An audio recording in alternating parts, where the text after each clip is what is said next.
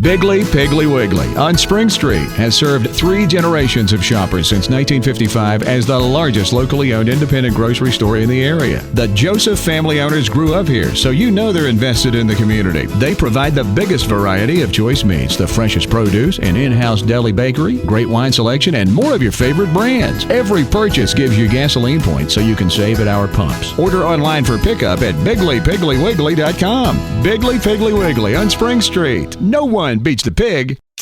The opinions expressed on Scoop Squad Truth Pod are those of the hosts and the guests and not those of WVRC Media. The Scoop Squad Truth Pod, copyright 2024. Scoop Squad Truth Squad, LLC. You're listening to the Scoop Squad Truth Pod. We're getting close to that 100th episode. It's creeping up quickly. We are hashtag the only Charleston WV podcast that matters. And we talk about things that happen in Charleston, West Virginia, and Kanawha County, and surrounding counties and cities in West Virginia. And this week, just so happened, there was a city council meeting. And those council meetings do happen. What are they? The first and third Monday of the month. So I would encourage you right now, if you have your calendar out, that you mark the first and third Monday of each month. Unless there's a holiday on that Monday. Yes, unless there's a holiday that falls on a Monday, and then the council meeting will be held that Tuesday after. And if there's a holiday on a Monday, but it's not observed till Tuesday, like if it happened over the weekend, then it's on Wednesday. Okay, well, if that's not even more confusing. I was going to say, can we just keep it simple, stupid? All right. So we've got some special, well, they're not special anymore. They're regular special I know, guests. They're not special anymore because they're here a lot. So they're special in my heart, but they're not like special as in, woohoo, surprise. Like, they're here a lot because they have important things to say and important observations. Yeah. And so there was a city council meeting this week, and my goodness. There was also a Kanawha County Republican Executive Committee meeting yesterday. So it's been quite the busy week because there were some fireworks there last night as well. And I'll tell you about that in a little bit. But the council meeting on Monday evening opened with a bang. There were quite a few public speakers. And then after the public speakers, there was quite a lengthy, I would say maybe hour and a half. Would you say, Beth, maybe an hour and a half or an hour at least of talk from the council floor among council members? Believe it or not, the meeting in total only went about an hour and 15 minutes. Okay, so I would say maybe the first 15 minutes was public speakers and the rest of it was probably council people talking from the floor. But Adam was there with me, and he was jotting down some notes as the public speakers do. I enjoy and I want to hear what when the public comes to a city council meeting. First of all, that takes courage. It's intimidating. It takes time out of your life and away from your family. Generally, if you're coming to a city council meeting, it's because you're having some problems that are not getting addressed. And so, you're there to quote unquote complain, and that doesn't always generate a nice response. And I believe, correct me if I'm wrong, Adam, but the first public speaker, the lady that Tori Casey. Was she the Yeah, she was the first public speaker. And I just reiterate about how tough it is to go in there. Another thing is, you're going to talk to people, often complain on their home turf. So council chambers kind of feels like a courtroom. It's kind of set up like a courtroom. So you're in there and it's a very formal setting and you're going to be complaining and some people aren't paying attention and it's tough to do, especially if you're not regularly, used to doing that. Right. And so she came with some very serious issues regarding her granddaughter, and her granddaughter was verbally assaulted and actually threatened by a homeless. Oh, I got the sense probably would have been physically threatened had she not run from her. Yeah. She was at one point. This grandmother talked about the fact that her granddaughter was afraid it might come to physical altercation, and she was afraid of, the granddaughter was afraid of that because she could see the two of them falling over into, over the bridge, basically. Yeah, she was talking to, I guess the altercation started near or around the carriage trail. Yeah, which I thought was kind of interesting, and then spilled over onto the Southside Bridge. Which and that's, is one reason not only why just the river, but, McCorkle Avenue underneath, depending on where you are, is very dangerous. And the vagrant, not once, but twice, threatened to kill her. The second time she said, "I will hunt you down and I will find you and I will kill you." Yeah, that's and the girl's 19 years old. Yeah, that's pretty intimidating. Well, and I had my camera or my phone on the mayor, and she could have not looked any less interested than she was. She didn't make too much eye contact with this lady who was speaking. She was doing her usual thing of acting like she was writing and looking everywhere except for at this victim. Oh, I think the mayor just began to disregard what Miss Casey was saying when she called the city vagrant friendly.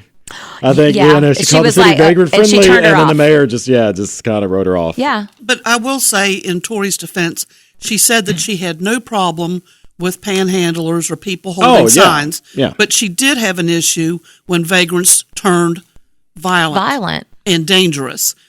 And I will say that I have a problem with all folks that turn violent and dangerous. You can live in a house and be violent and dangerous. 100%. But if you live in a house and you become violent and dangerous, then usually the police will take action.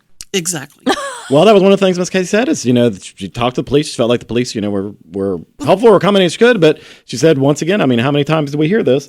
That that the vagrant was known to the police and was on their radar. They knew her name. Right.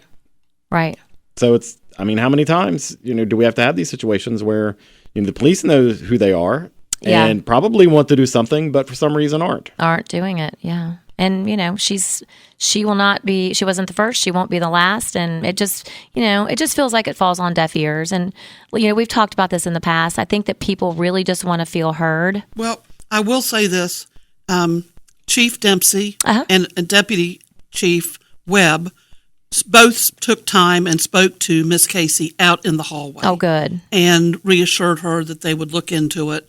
And, she felt as best as she could with the situation after speaking to them. Good. That kind of reminds me, did you guys see the What Would You Do? Yes. That was circulating all over the place? Yes.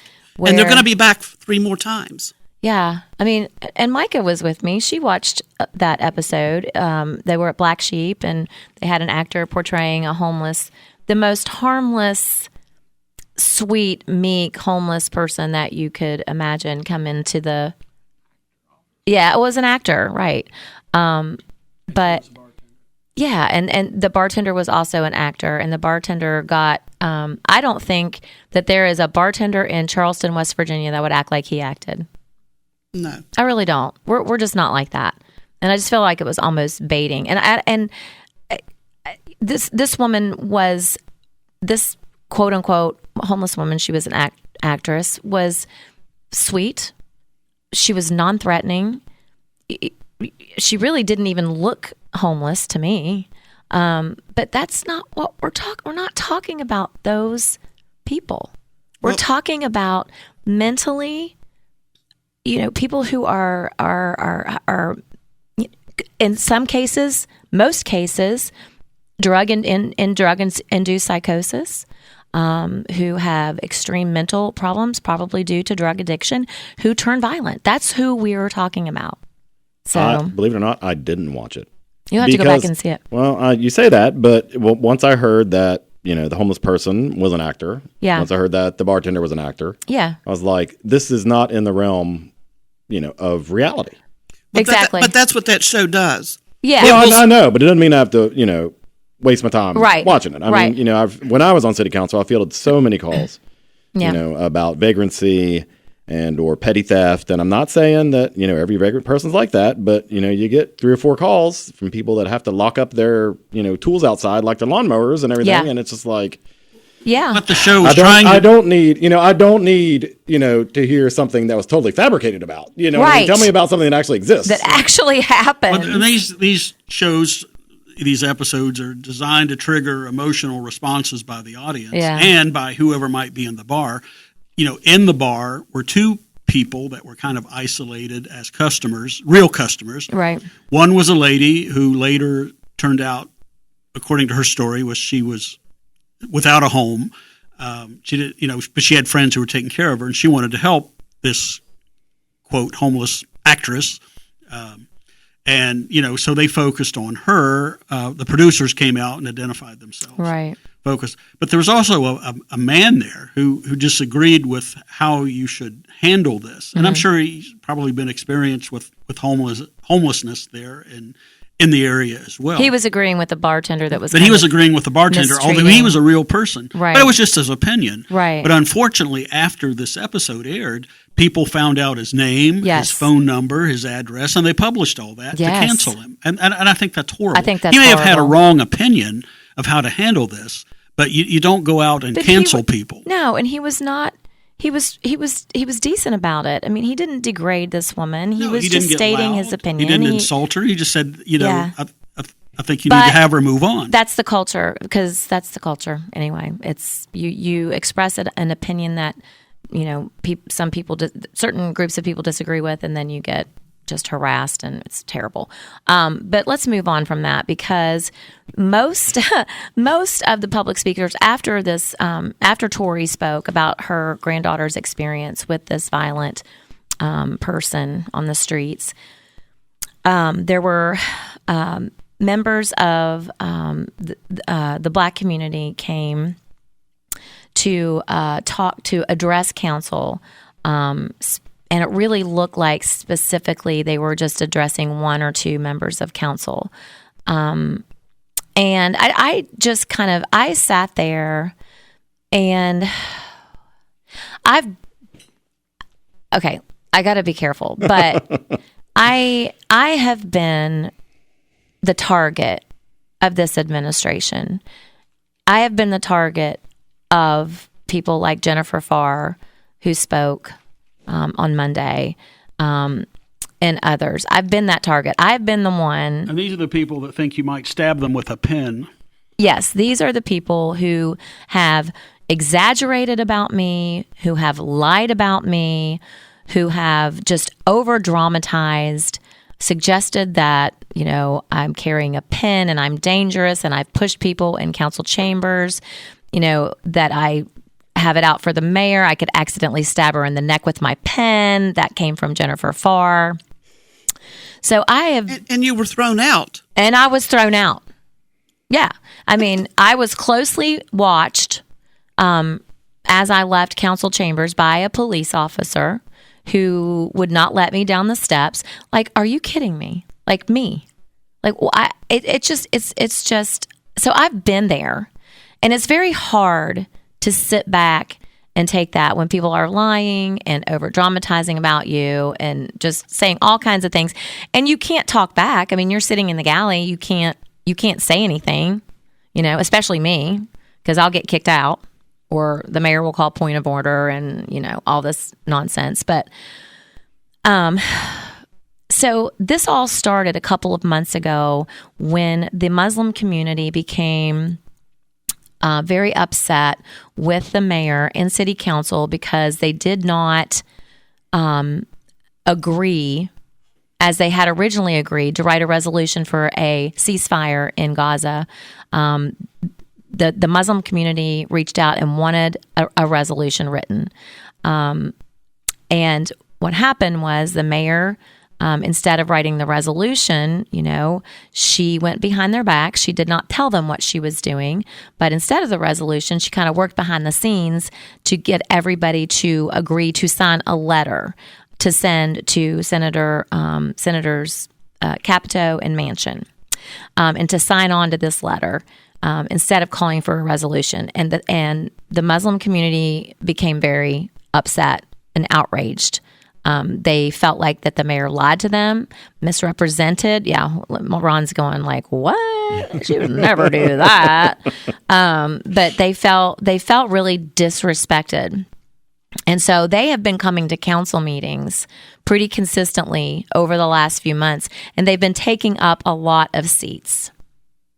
Would you say that's so much so that they started counting the number of people coming into City Hall and limiting the number of people coming into City Hall, and even closing off the audio-visual room, which is the overflow room that has TV monitors or whatever to be able to see what's going on in City Hall. They even closed that off. Yeah, so lots of changes have been. And it's a change. Let me just add that is because huge. that has never happened That's before. The never seating has happened. always been first come first So they've served. always done work kind of like with not very many people in the audience, and now that it's becoming more popular to go, they're afraid that too many people will see how things are actually done. And they moved the security desk even from the third floor where council is, right outside of the doors, to downstairs as soon as you enter the building. Are they limiting like the numbers of people in individual groups, saying, okay, you've got enough from your group, you can't have any more? Or are they just saying it as a whole, this is the only amount Beth, of you people want to chime in on can that? come in? From what I understand, it's just the total number of folks, not counting city council members and city staff employees. Yeah, and so like Adam said, this is different. This is huge because it's always been first come, first serve. Well, if it's anything less than the amount that the fire marshal will allow, it's really reprehensible. But they were claiming that's what they said at first. That's what they said at first. It was because of fire hazard. But they said 75. And then let's not forget that this is on top of moving the media out from where they were, which takes up space in the gallery. Yes. And the supposed credentialing to certify people or members of the press, which has never actually manifested in an actual application form. No, it has not.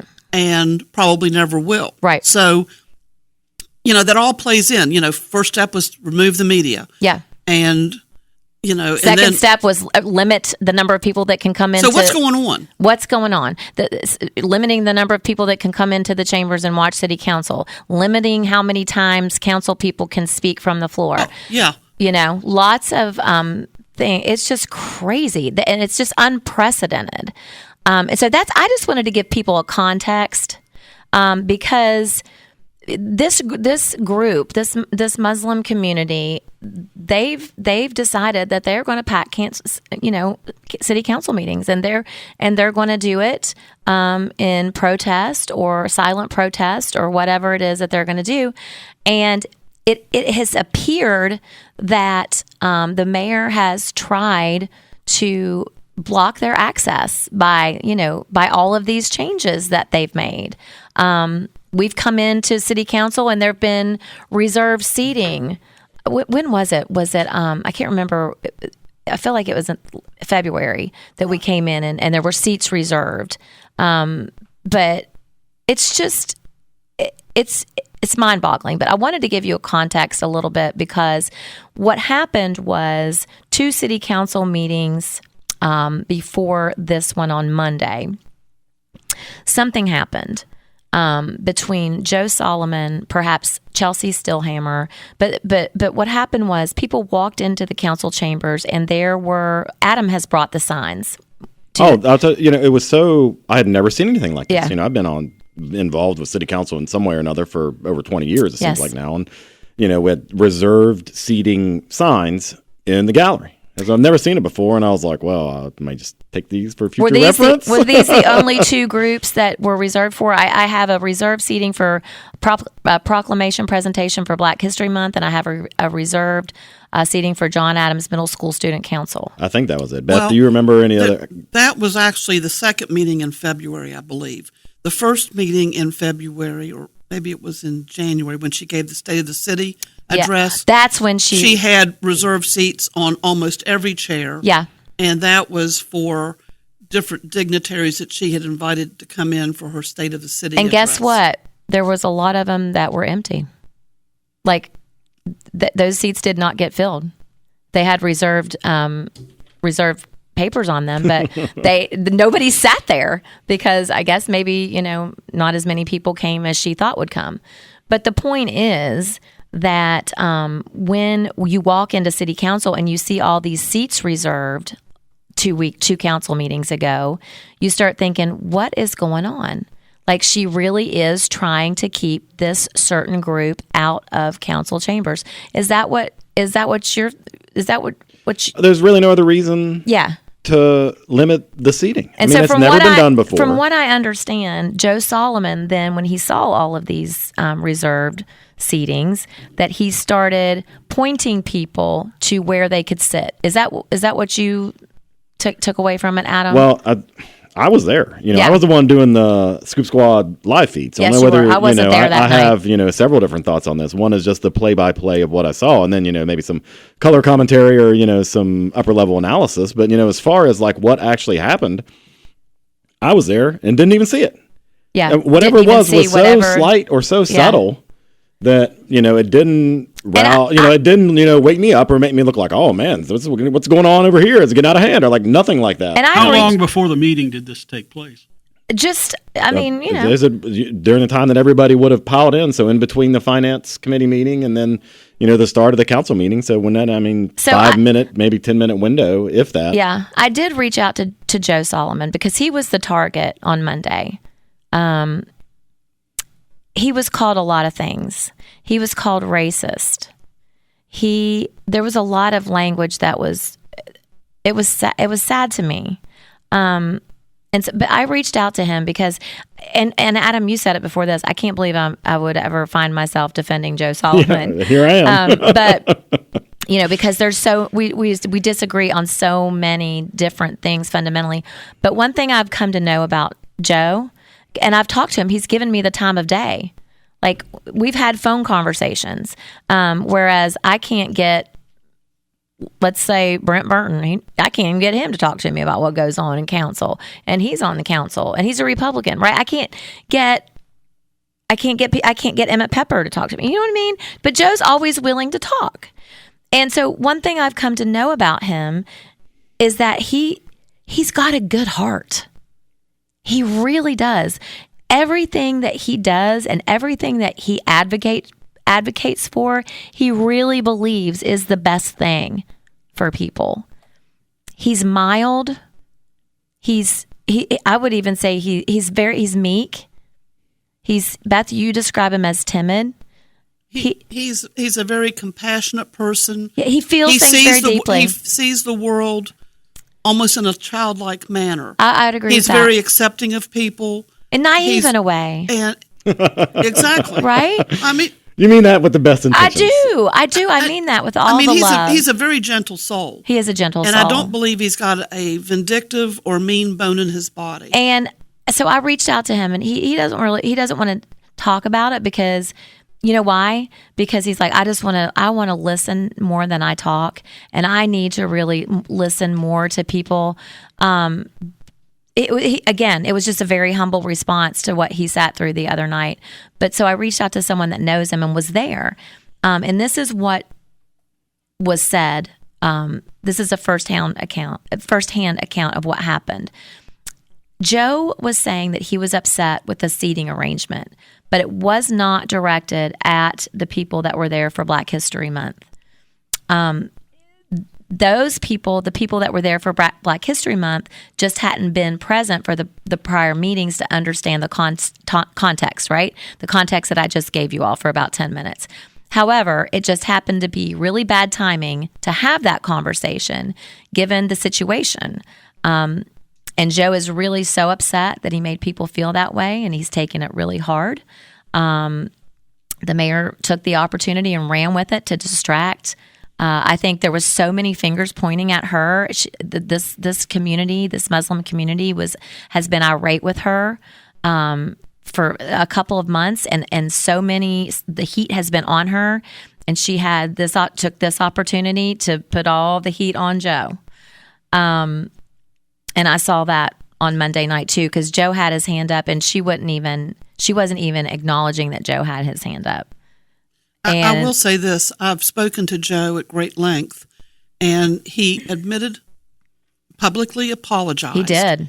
And afterwards, at the council meeting. Mm-hmm. And he was told during the council meeting that they did not accept his apology, basically, that words were just words. Yeah. And he is at a loss as to what he can possibly do to make things better or to understand more or to move forward. And honestly, Beth, there isn't. There's nothing he can do. I know, but he really, that's why he says he wants to listen. He's trying to absorb. And this is what really stood out to me, too, because Jennifer Farr, she started speaking again. And she was one of the hardest on Joe. And she starts out, as she always does, that she's the only person in that in those in that council chambers that looks like her. Those are her words. Definitely her words. That's what she says. Because you hear it every meeting. But Jackie sits up at the table, too. Jackie is a black woman. I looked straight at Jackie, and I'm thinking the same thing. Like, what are you talking about, and why is that relevant? But this is what she said. She said that the person who, and she was referring to Joe, if you've ever felt like you haven't belonged, if you've not walked in the shoes of a black man or woman, and then you've never felt like you've not belonged. You don't know. They're saying this to a Jewish person. I just said that. I was just thinking that in my brain. That's incredible. Believe me, those people know what it's like to not feel like they belong. You don't know persecution. That's what she said. Persecution. I literally, my mouth just dropped to the floor, and I'm thinking, he's Jewish. He just gave a speech a few months ago that his grandmother survived the Holocaust. She was the only family member that survived the Holocaust. So, Jennifer, what are you talking about? Like that almost, I could not believe the self-righteous way in which, and demeaning and demoralizing way she spoke to him. I really couldn't. So, I mean, and she wasn't the only one. And he sat there and he took it. And like you said, he apologized and was flat out told that apology was not accepted. The mayor ignored him when he had his hand up. And actually Jennifer was the one that said, I think Joe had his hand up.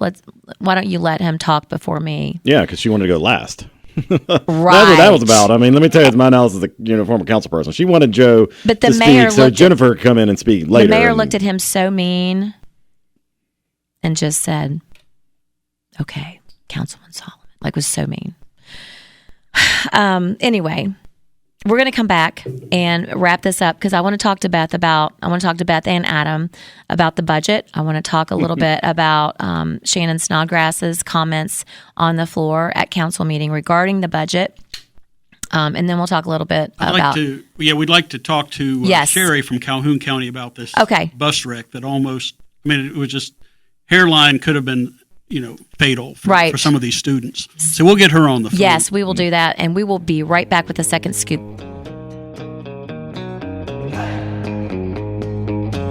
The Scoop Squad Truth Pod would like to thank our sponsors.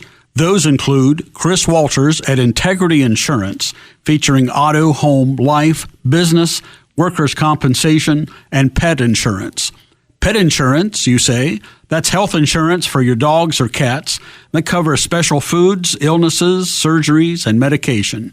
They're on 16 Capitol Street in Charleston at 346-9181, or reach them at www.iigwv.com. Also by Jody's Mobile Services, offering steam cleaning, pressure washing, fleet washing, and auto detailing. We come to you. They're at 304-437-3164. And also by Eggplant on Bridge Road. Anything but ordinary. Go to eggplantshop.com.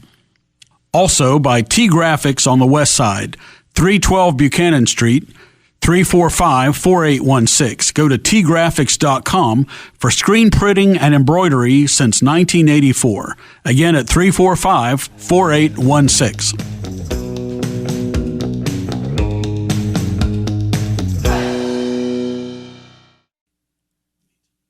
All right, it's the second scoop of the Scoop Squad Truth Pod, and we are talking city council meeting that happened just the day before yesterday. Adam, what did you want to say about that council meeting? Oh, there was so much. But I know there's so much.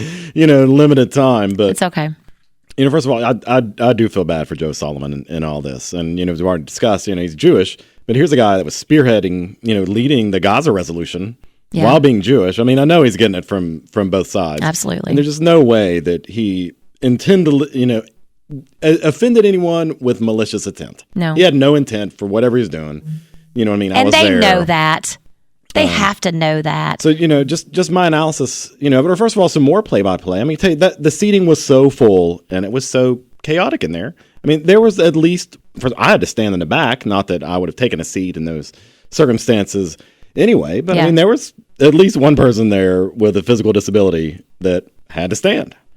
And, oh, wow. And she went and tried to get accommodation from the city clerk. Now, she can't walk up to the clerk's desk anymore because, you can't go past that barrier. So she had to flag somebody down, and Clerk Miles Carey's coming up and talking to her. And as far as I know, no accommodations were giving in this chaotic seating arrangement for someone who has a physical handicap. There is no handicap noticeable seating in that room. Well, no, there's not. And I don't want to use her name, but she's affiliated with the show, so I mean, it's pretty obvious. We that know it's Sarah. Yeah, it's Sarah Anderson, Sarah. who's former. She's co-hostess or contributor or whatever you want to call her. Yep. She was there because she still keeps an eye on everything, and I was keeping an eye on her because I was like, what is it was obvious when she was flagging down Miles what was going on because she was obviously in pain. There's literally nowhere to sit. I mean, just a total chaotic situation with a number of bodies, in that room, and I feel like whatever Joe did, you know what I mean, it cannot be malicious. Based on what was going on there, because the sign thing was kind of new. Yeah, the number of people that had been in that room, was kind of new. And if we can't even make accommodations for someone, that has a physical disability that's in obvious pain, I don't think that Joe is out there, being a racist, as they would say about him. The language that was used was just it was uncomfortable. It really was, and And I've said this, I say this to my kids, look, feelings aren't facts. I'm sorry. Like, you got feelings, but guess who's responsible for your feelings? You. Like, you're the only one that can control your feelings. Like, you can't control what anybody else out there says to you or does to you, but you can control your response. You can choose to be offended, and be bitter and angry and come in guns blazing. Or not. It's your choice. Yeah, and for council people to talk about Jim Crow. Sit there and talk about. Brought up stuff. Jim Crow. Now, obviously Charleston did not have, as an official policy. I went around as an official policy, and certainly not in Jennifer Farr's lifetime. Jim Crow laws did not exist in Charleston. Right. That's the whole point of this state. Right. You know what exactly. I mean? That's the whole point of the foundation of West Virginia. So, for her to bring up, for council people to bring up Rosa Parks and Jim Crow laws, I mean, just completely unbelievable. It was given that they were just given a $111 million budget with 2 weeks to look at it. But we're going to talk about perceived racist slights, for the next hour or microaggression. Yeah, well, that was one of the things I was going to bring up. The aggression was so slight to Miss Ellis that she had to call it a microaggression. This wasn't some kind of overt, noticeable thing. And that would be the only aggression that Joe would be capable of. And Miss Ellis would be using the appropriate term because, per Jennifer Farr's speech, she's been Harvard certified as a DEI, when I forget some other educator. title. Yeah. Yes, an educator, but DEI and is. I just want to back up just a moment. Yeah. And let people go back if they did not hear the commentary in the remarks several council meetings ago from council persons directed towards the Muslim community. I was going to talk about that too. And that was direct. Mm-hmm. There was no misinterpretation, no room for misinterpretation. No. And Larry Moore used words, and he did it again on Monday. He called them they, those people. They don't come to the West Side. They don't know us. You want to try and come talk to me? Let me tell you, the Muslim community in the past week have made significant donations of food and supplies to the Switzer Center over at Orchard Manor and to Bream Church. I saw that. I've got the photos. I saw and so they They do come to the West Side. Those people. They do support. Would that his be community. tolerated? Would language like Larry Moore used, talking about the Muslim community, those people, it's us and them, that would never be tolerated? Well, I don't know. The people called me a Nazi on the floor, and Jennifer Farr didn't defend me. I'm obviously was not alive in Germany in the 30s and 40s to be a Nazi, but I'm not going to play the victim card and say, well, I was a German American. For someone to call me a Nazi and no one stuck up for me, it's like, no, I don't. It's free speech. Just say whatever you want. I can choose to be upset about it, or I can choose to not care. So there was something else you wanted to say about Jennifer, about her speech. Oh, it was just the fact that it went on for so long. And it was all these long, perceived slights. Yeah. She's I can't tell you how many times she said someone that looks like me, or related to the fact that she is a black woman first in those chambers, if we don't and look like a you, citizen second. If we don't look like you, Jennifer, then we don't count, or we don't matter. Like, are you better because of how you look? I'm confused. Well, I have my own stories, and I've never brought them up. I had an engineering class at WVU because Jennifer brought this up, a story about her as a chemistry student at WVU. And she felt like she was getting lower grades because she was the only black woman. Well, Jennifer, I went to WVU and was the only, not only West Virginian, but the only white, native English-speaking man in there. And I guarantee people in there were talking about me in Arabic and Gujarati and, everything else. And, I guarantee that no one in this room has heard this story because I've never told it. Yeah. Because we we got to move on. That's why, card. so I'm thankful for, City Council member, Mike Farrell, who, said the meeting, basically, hey, can we move on? You know what I mean? The stuff we got to get to. And, I was very appropriative, of what he said. Because it looked like he's interested in getting solutions, Well, and that was the thing. It's like, the city council floor has turned into a therapist office for people like Larry Moore and Jennifer Farr. And it's just like, we don't have time for that. Like, try being a conservative at West Virginia State University in the gender classes race and gender classes. We could all do it, and that's we why all it's just have our stories. But guess what? Nobody cares. It's just like, that's not what you're there for, Jennifer. To conduct business. And another thing I wanted to ask Larry Moore, the budget just came out, and y'all are sitting here talking about your feelings and your, how bad of a person Joe Solomon is. Did you check the budget? Did you check to see if there was anything in there for the West Side? Did you check to see, if there was anything in there for the freestanding public safety building or the new fire building that they want to build? Did you think about an $80 million sports complex and what $80 million could do for the West Side? Is the $80 million sports complex going to benefit the West Side, Larry? I guarantee Larry didn't know, and I'm not saying this like Larry. Nobody knew because City Council did not get the budget. Yeah, until right before the meeting. Well, I will tell you that the public safety building, the fire training center, the municipal auditorium upgrades, and the sports complex are not in the budget. Right. They are not in the budget. And that's what Shannon Snodgrass brought up on the floor of council. Kudos to her for looking at, a huge multi-page $111 million budget and then just saying, okay, well, where are these? Literally, it wasn't 2 months ago where during the State of the City address where she brought up the 4 things she wanted to do. Right. None of them are in the budget. And if you recall, I asked specifically during remarks, when we owe over $600 million. $600 million we are paying it back. Yes, we are paying it back, but we owe that in our uniformed and ununiformed city employees' retirement funds. Right. So we have that debt hanging over our heads. And I want to make it perfectly clear that we are taking the steps, and this administration is not responsible for creating that mess. They are taking responsibility for paying it back, but that is still a debt that we have that we're working on. Yeah. And then you want to add all these other things, which I am not saying wouldn't be nice to have. Just where is the money coming from? And that's all Shannon asked. And then she was approached by the mayor after the meeting and asked why she hates her so bad. And, Anyway. I guess asking questions about the budget is like hating on the mayor. I'm confused. Well, I guess it's verboten. And I mean, the mayor purposefully designs it that way. In previous terms. Oh, no, go ahead, Beth. And the mayor did say in response to Shannon during their conversation that where do you think it's going to come from? It's going to come from the taxpayers. Yeah. Well, what a kick in the teeth. Absolutely.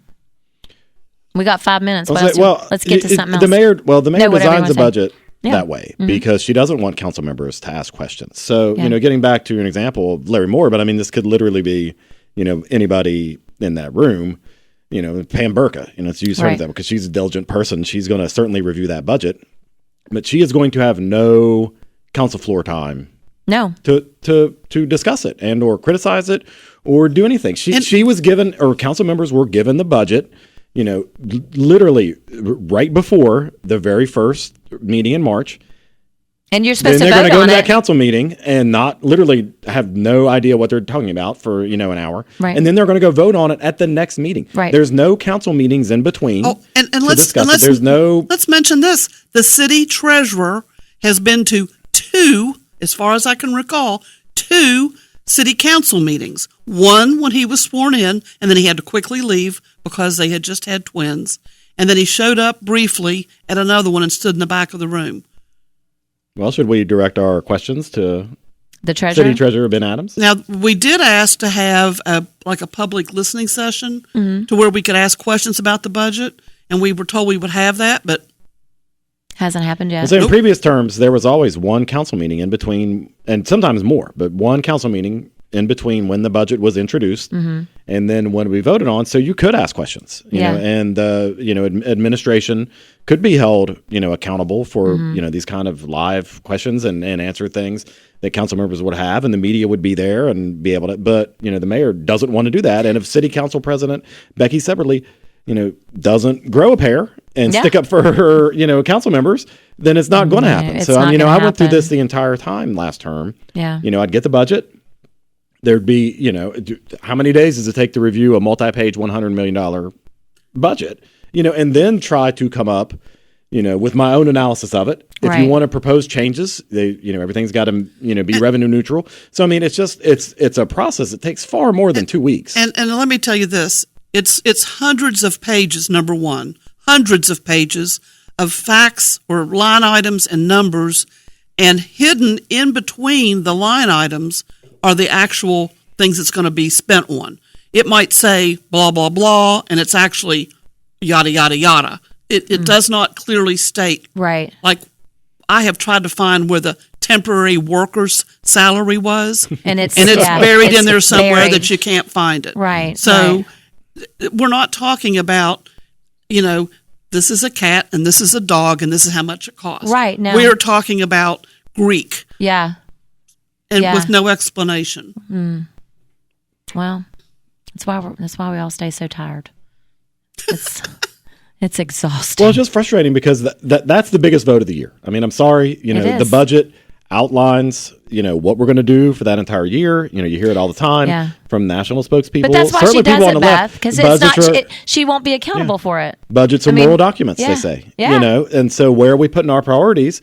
Well, if you look at this budget, money for the public safety center and the new firefighter training center, not there. And the Capitol Sports isn't there, which makes me think, well, in order to pay for it, we're going to try to get revenue from outside of that budget. So whether that's, some kind of new tax or addition to the user fee, it's going to have to be something external from that budget. But those are questions that should be asked and answered. And when they're asked, the mayor shouldn't take it as a personal assault. No, and let me just say something about the Civic Center, the Coliseum. Yes. They reported a profit of $2-something million. Yes. That's great, but the expenses was over $3 million. Right. So the income was less than the output. And every time somebody mentions that on the floor, Chad Robinson just shakes his head like that's not true. Well, it's in the report. I know. I don't know.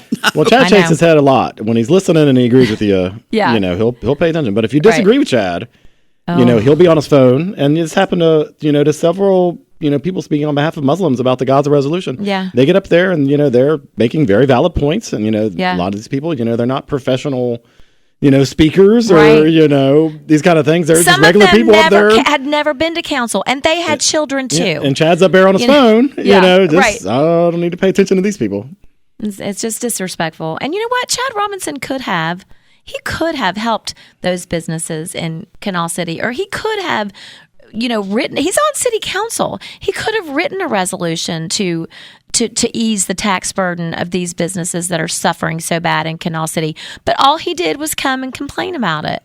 Well, I don't think Chad's going to do that. And, I think one of the primary reasons why, and one of the primary reasons why people aren't going to question the budget, at least these council members that aren't, or one of the reasons why, probably the reason why Joe Solomon, was so viciously or savagely attacked, out of nowhere is because I think, the mayor is picking off future opponents for her. Yeah. And I think she thinks Joe Solomon is a threat, based on what's happening with this Gaza resolution and the duration of how long it's taking. And she saw an opportunity, to knock Joe down one. Yeah. And she's like, you know what? We're going to have to do it. Yeah. You know what I mean? So she calls in her allies. It's casualty. To come in. And I think anyone that questions the budget is going to get the same treatment. Yeah. I know I did. Well, I just think that Joe has a lot of support in the community, from his people.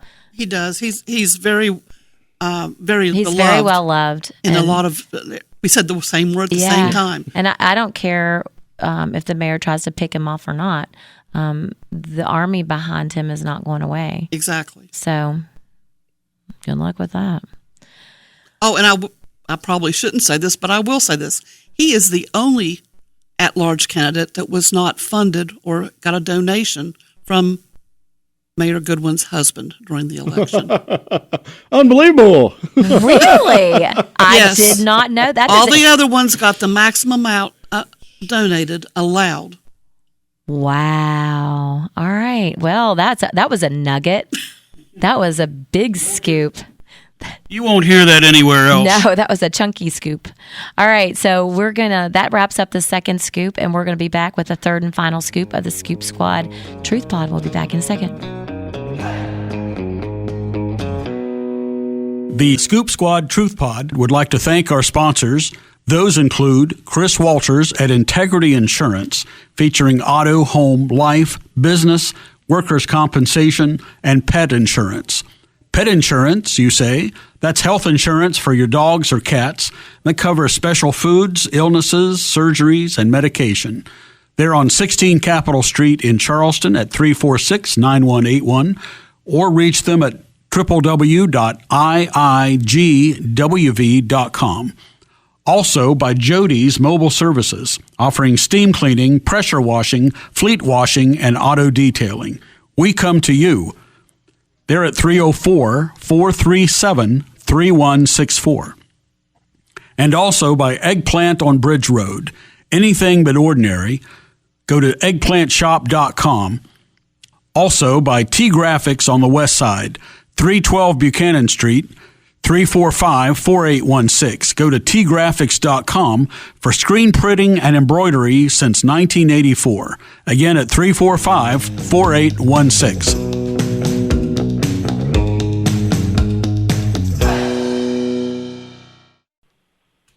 And you're listening to the Scoop Squad Truth Pod. I'm your host, Ashley Switzer, hostess. I always say host. Well, that's sexist. Just say host. I like hostess.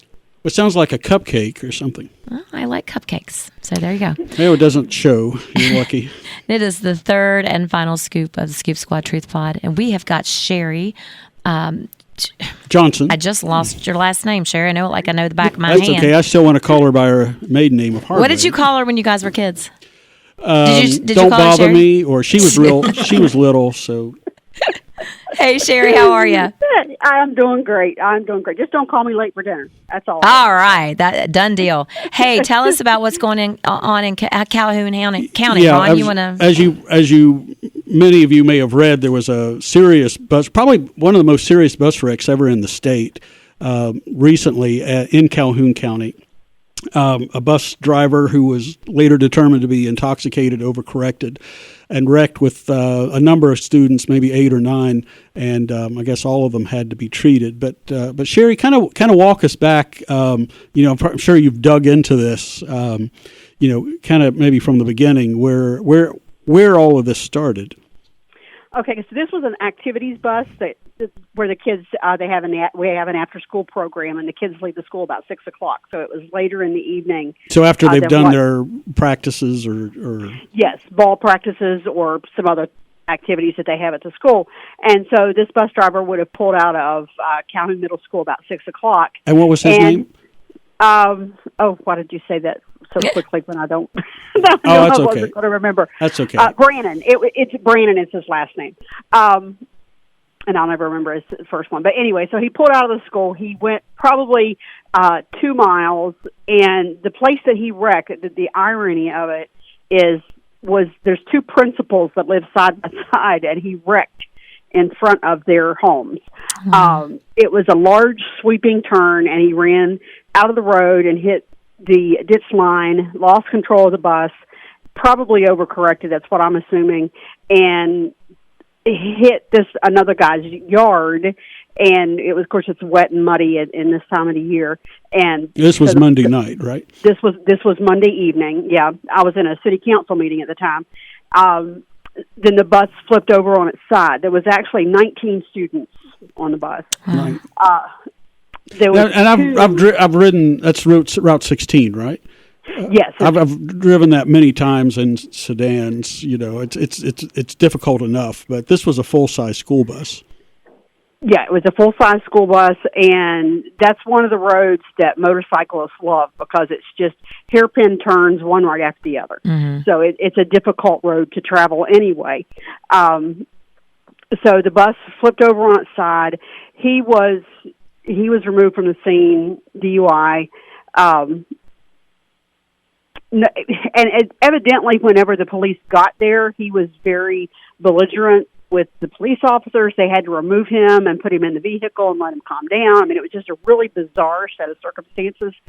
The kids all stepped up, and one of the people that lived there, Stephen Miller, he was just shocked at the people that came out of the woodwork to assist. I mean, there was like 4 or 5 different fire departments from different counties came. Yeah, I'm sure that would have overwhelmed your ambulance crews. Yes. Yes. So there was 2 different counties that came in to assist for transport. 2 of the kids were flown out with really serious injuries, and those 2 are still in CMAC right now. Not sure of what their conditions are, other than they're not life-threatening injuries, but they were very, very serious injuries. Both of those kids required surgery. So how many kids were injured altogether? I think like 5 or 6 were injured with serious injuries, 2 with critical injuries, and then the rest were just banged and bruises. And I'm sure the emotional damage from this is going to be... well, and this probably wasn't the first time he drove the bus under the influence, and then you just wonder, like, how often does it happen? Well, obviously he's got a problem. Shocked. I just cannot even fathom anybody who's taken care of children. I can't either. Well, you have to ask the question. Was anybody? Had any of his supervisors ever noticed that he had an alcohol problem? Right. Did somebody earlier that day? We've heard lots of things, and whether or not any of it's true or not, I don't know. But we had heard that there was suspicions, but like I said, that may or may not be the case. So I don't want to put that on staff that it's not. And that night, all of the staff was there and certainly supportive, and the community has been very supportive. But it does raise a lot of questions on. Do they need to be doing breathalyzer tests before every shift of shift, school bus drivers?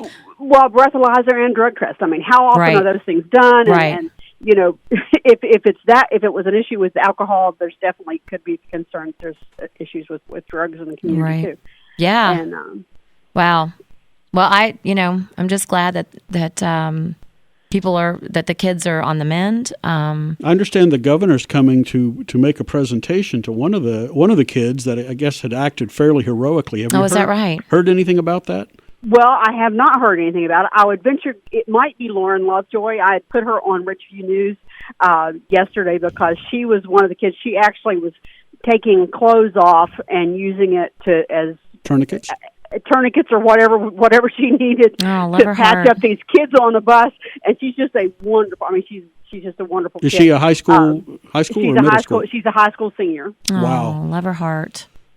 Wow. That takes a lot of courage and wherewithal to be able to gather yourself and actually step in there and not panic and help. And I'm sure she was injured too. I mean, that bus falling over would have injured every single one of them at some point. Wow. Yeah, I'm sure all of them, had some kind of injury or sprain or bruises. Head. I'm surprised there's just not head injuries. Gosh, as a parent. Well, and I just thought that about the kids that were falling on top of each other. Because there would have been kids on one side of the bus falling to the other side of the bus. Yeah. So. Yeah. Well, thank you, Sherry, for your update. Yeah, Sherry, that. Thanks. You were like one of the first on the scene, apparently, at least as far as media is concerned. Well, probably, but there was lots of people on scene before I got there. I'll tell you. Absolutely. Well, I'm sure. Yeah, I'm sure the first responders and the neighbors were all there to assist, but you're the only news outlet there in Calhoun County near Grantsville, the Ridgeview News. If you guys ever want to keep up with what's going on in Calhoun County and Grantsville, it's not a place where government is easy to report on. Right. So subscribe to Sherry's to Ridgeview News, and then once you do that, subscribe to the Scoop Squad podcast. We've got a lot of listeners out there, and I don't know if you guys know, but you can subscribe. You can subscribe to the podcast either on like Apple Podcasts or Android, or you can go to Spreaker. Just hit that subscribe button, and you'll get notified every time a new episode drops. So. It's like a speaker with an extra R. You guys just keep expanding your news coverage, so I'm loving it. It's doing great. Thank you so much. It's a labor of love. So are you on Twitter or anything else, or just Facebook and the website? I am. I don't follow a whole lot, but mainly just Facebook. Yes. Okay. Hey, thanks, Sherry. We're going to let you go. Thanks a lot. We'll let you go. All right. Be safe out there. Evening. Keep reporting. Thank you. Thank you. All right, so that was Sherry, but I did want to say before we closed that last night was a Kanawha County Republican Executive Committee meeting. There were two candidates. If you are a political candidate and you would like to come to speak to the Kanawha County Republican Executive Committee, then how often do they meet? We meet once a month. I am a voting member of the committee, and so we've had several political candidates come. Some of them are Republican. Most of them, I think, are Republican, but they don't have to be a member of the committee, if that makes sense. And so there are two. We've got Joey Crawford running for sheriff. Oh, he was here today in the studio. Okay, and then we have Sean Crozier, who's also running for Kanawha County and he Sheriff. ran once before against Mike Rutherford. Yes, and he's a former deputy as well. Yes, and Joey is the chief deputy. Yes, but I just wanted to talk a little bit about how the meeting went down last night. Because Joey, this was his first time coming to address the committee. He had his speech. He was, it looked like $1 million, and he wanted to talk to the committee and tell them why they should vote for him. He's very professional. He's very professional. Sean Crozier was in the audience. Sean Crozier has addressed the committee before. This is his opponent. Okay. And so Sean wasn't speaking. Sean was not speaking. Sean has spoken before, but Sean was in the audience. Okay. And in past times, when Sean has spoken, he has actually, said some things that would cause Joey Crawford to want to respond. Right. And so it was. I feel like we all are friends at the committee meetings. Like we all talk before and after the meetings. But this was. Joey stood up, and it's very formal. You go up to the front of the committee and you give your speech. And there is a time for questions if members of the audience want to ask questions.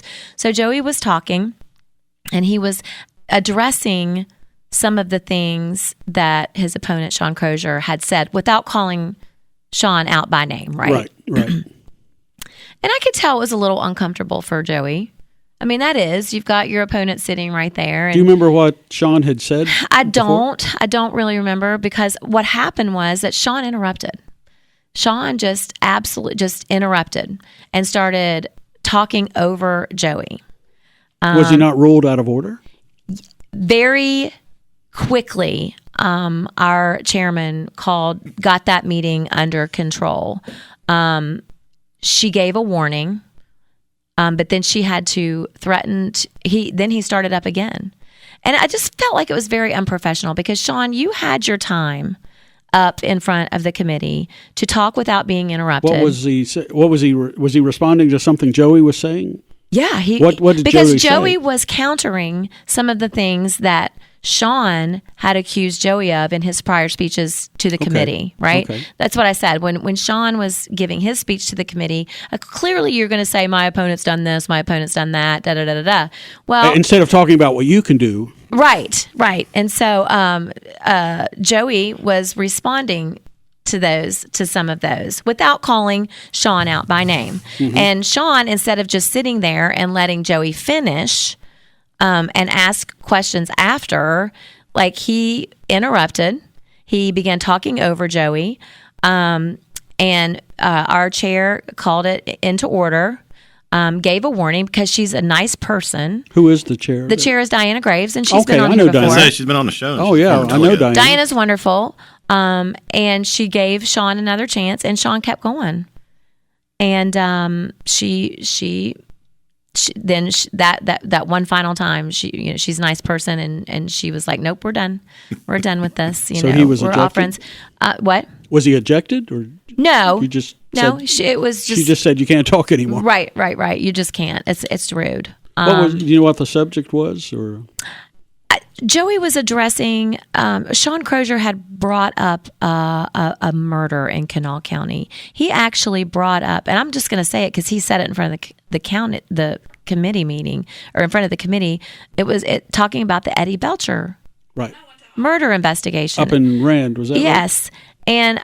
And Eddie Belcher used to work for the legislature. And I don't want to put words in his mouth, but it was, if I recall correctly, it was insinuating that the investigation hadn't been handled appropriately. Just things that Joey may want to respond to. Right. And like I said, I just thought it was unprofessional of Sean. Mm-hmm. I thought it was rude. I can't ever imagine. It just looked bad. And I will say that there were people in the audience that after the meeting said, you know what, I was on the fence. But after that, I know who I'm voting for. Right. And Well, Joey's always professional, right? Yes. Yeah. So I just wanted to talk about that a little bit. Because I'd say kudos to I wasn't there, but I was a former longtime member of the Kanawha County Republican Executive Committee, and we've actually had parliamentarians come in, for certain things. So I'm not surprised to hear that Diana, squashed that down. She did pretty quickly, and that's what I would expect out of her. But you got to remember, for anyone that would go address that committee, you are talking to a room full of Republicans. You were talking to what? You are talking to a room full of Republicans. And your fellow Republicans at that. Yeah, so you better be polite and orderly. You got to know what you're doing. Diana's no nonsense. We don't do that. We don't do that to each other. No, she's You got to have decorum. Keep your head about you and stuffy. It's not city council. Right. It's not city council. That's right. That's right. Point of order. Okay. Anyway. That's only on me. All right, that's going to wrap it up. That's three good scoops. We got some chunky surprises in there. Yeah, I think sprinkled throughout. Absolutely. Beth Kearns, the real journalist. Yeah, for real. Yeah. For real. Honestly, Beth, we appreciate you. She's our plant, and that's the whole reason we got her elected, so she could be our plant inside the city council. She's just full of information, and let me tell you, Charleston, she advocates for you, and. That's it. Yeah, she's the real deal for real voters, for the people. She works for we the people, so we appreciate you, Beth. I have to thank Adam too for warming up his headphones for me before I got them. Hey, and thanks. Happy late birthday to you. I'm going to post a picture of myself in all your birthday garb, and we're also going to post a picture of these controversial signs that Adam thought to scoop up last council. That wasn't me. We don't know who stole those. Yeah, I don't know. He found them. Did I say that? All right. So anyway, that's it, and we will talk to you, Charleston, next week. See ya.